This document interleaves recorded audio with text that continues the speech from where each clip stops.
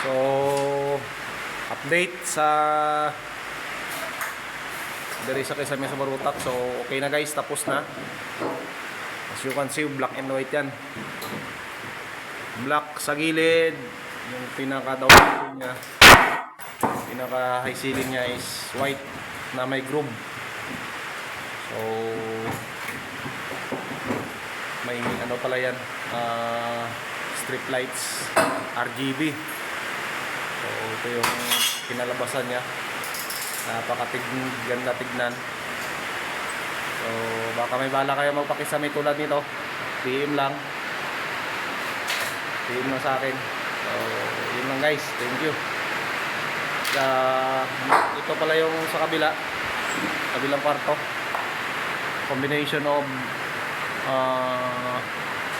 mahogany and white din. White yung gitna. Wala pa tong RGB pero may nakaabang ng switch. Bali iba yung switch sa gilid, yung apat, every corner. Tapos iba din yung switch sa gitna. Naka-tricolor yan. May warm light siya. So ito na siya guys. Goods na. Pull out na kami bukas.